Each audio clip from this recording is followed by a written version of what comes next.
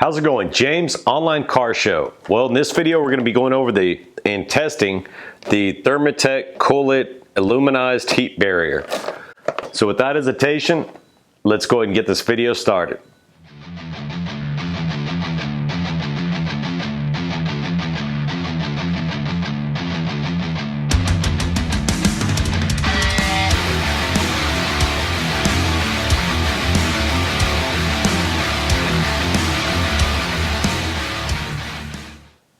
Wanted to start the video by saying I hope everybody had a great Thanksgiving and had a fun and safe holiday with their families. In this video, we're going to be going over the Aluminized heat barrier. It's got an adhesive back. It's from Cooltech Thermotech.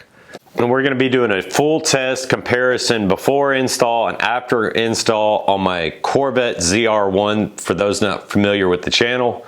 We're going to be testing it on the expansion tank. I figured it would be a great medium for the fact that it's liquid filled and my expansion tank is so close to the actual motor. So it should prove for some great results and being able to see something hopefully from this heat barrier.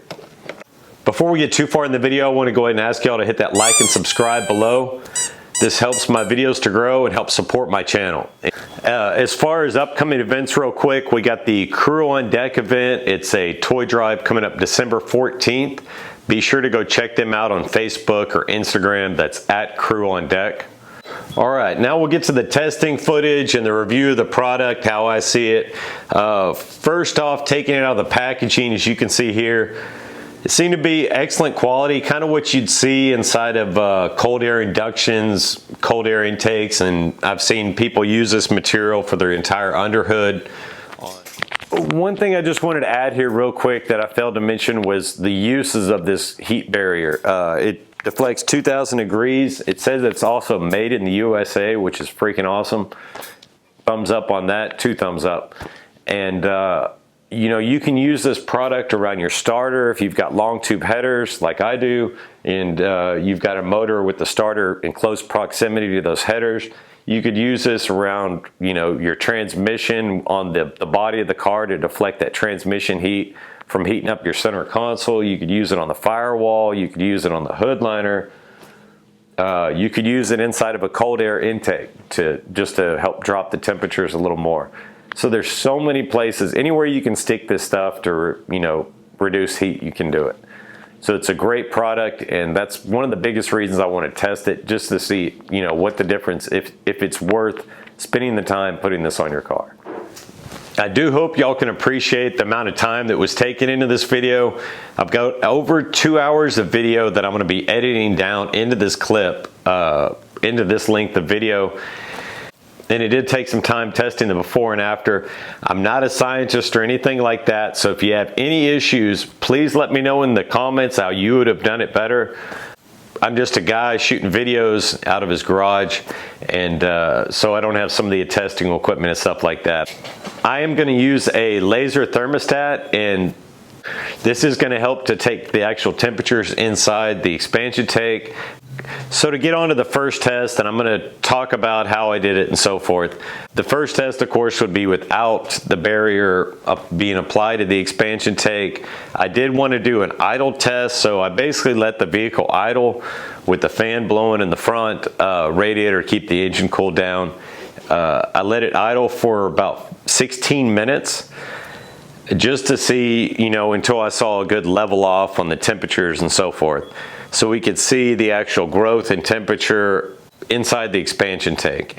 And how I took the test was because the expansion tank is not under pressure, I unscrewed the cap, left it uncapped for the entire test, and every minute I went by and checked it with the thermostat, the laser thermostat, to get a reading. So I did this test before and of course afterward. As you can see here in the before in the video, it did, you know, walking back and forth, you definitely don't want to be inside the garage doing this because you've got your exhaust going and, you know, carbon poisonous gas in the air. So I was walking constantly back and forth from the backyard to the car taking the temperatures. But in the end, I'm actually kind of shocked at the results, and we'll get into the results afterward, but I did not expect this. My hypothesis in this whole thing is that we were going to see results but only on the idling test. I did take a second test, and we're getting to that now, and that's going to be the driving test. I did not expect to see the results change during the driving test. In the end, we'll find out which test, if any, that saw the results. But I was thinking the idle test is where we're going to see those greatest results. That's just my opinion before doing the test. So after testing the idle, I took it out, and each time driving, I took the exact same drive. I drove it twice without and twice with. Each time driving, I took the exact same route. I drove 2 miles out and then 2 miles back each time, and I tried to drive consistently, you know, not just give it gas and be crazy with it. Drive how I would just usually drive the vehicle. It was the only way I could determine it becoming, the most consistent, is just driving around town how I would drive the vehicle. After doing the 2 driving tests without, I went ahead and cut out the material, as you can see here, into little shapes. I found cutting it over and then trying to wrap around the corners was difficult. If I could redo this again, what I would do is maybe do 2 sides at once, so it did wrap, but you had the entire surface area to stick on both sides, so it wouldn't pop out or anything like that over time. I did just do each side individual and leave a space on the corner, so it could even be done a little bit better on the cutting and so forth, but I was hoping this would show result either way, which I am covering, majority of the surface area of the expansion tank. So if there's any kind of result, we should see it. After that, I did the second idling test, and the temperature difference outside when I did the initial test was 76. When I started testing after applying it, the temperature had dropped to 74. I did both driving tests and idling tests at night. The idling tests were done in the garage, as I said, trying to eliminate, anything that would take it out of, trying to get it down to just the heat of the motor and the headers, etc., and take sunlight out of the equation and temperature changes. But it was actually 2 degrees cooler outside taking the drive, and the idle probably would have been 1 degree difference. But just so y'all know the temperatures. So after applying it, I went ahead and did the idle test again, 16 minutes. And after that, of course, I let it cool down 5 minutes, just like before, and took it out for a driving test. The same 2 miles back, took a temperature, another 2 miles and back, took a temperature. So now we'll get to the results, which these are freaking shocking. I did graph them out, and here's the numbers here, what they ended up, and I also put engine temperatures on there just so I could see little differences. The engine temperatures didn't vary. I mean, they were like a minute apart, as you see here and there on the chart, but didn't vary a whole lot. But now we'll get to the actual graph data of the idling. So you can see the temperature differences. And here's the graph here. As you can see, the slope was pretty consistent above with installed and without, but there actually was a 1 to 2 degree temperature difference here and there, or 1 degree. So it did show some results. It's arguable, how much. I'm sure the laser temperature gauge could be off, who knows what, plus or minus a degree. But I'm hoping it's fairly consistent too, and these results are pretty solid. It does show a difference across the board growing, as the temperature grows. And now we'll get on to the driving test. And remember, as I said before, this is the part I didn't expect to see any real difference, because of the fact that that fluid is flowing through a pump, through the heat exchanger, then through the supercharger, and then back to the heat exchanger. So there's a lot of other things at play, so I didn't figure the driving test was going to show a whole lot of difference.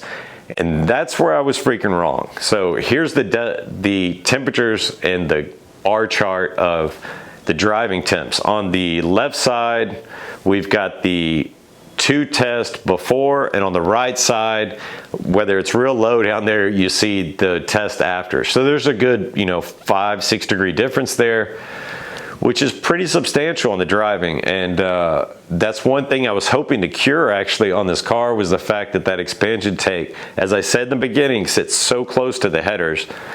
I was hoping that anything would help deflect that header heat and make my supercharger, you know, a little bit cooler, getting a little more boost out of it, hopefully. But so it did show results. I'm really happy with this. You know, this is a product you can put on the starter, you can put it underneath the car, you can put it on the hood liner, the firewall, wherever on a car, wherever you want to keep heat away from. And I was able to actually see some results from it, and it's pretty impressive, even out of my garage using this little dinky thermostat and stuff like that, that I saw the results that I did. So as I said in this before, this is a video that took me a long time. It's going to take a long time to edit this when I'm done here. So I'd really appreciate it if you guys would hit that like below. Let me know you appreciate the hard work that was done in this. I do recommend this product. I'm going to put a link to it, of course, in the description. Anybody who want to buy this, I think it's a withstands 2,000 degrees temperature, deflects 90% of the heat, proudly made in the USA. What do you know about that? Can't see how big the actual area is in this one, but I'll try to have that posted in the description. But it seemed to work really good. Thermotech is a company I've heard of before. I know they made cooling products for years. If y'all, only thing I guess I haven't discussed in this, just to release, my radiator fluid that I run inside my expansion tank is a 50-50 of Dexcool and water.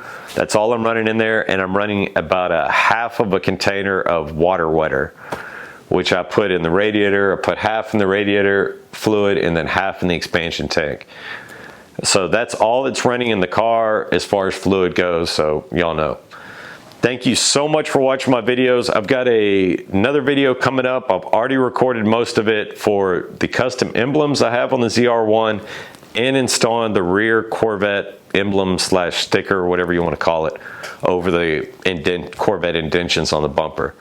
So be sure to hit subscribe if you haven't already, so you don't miss that upcoming content. Thank you so much for watching. Y'all have a great week.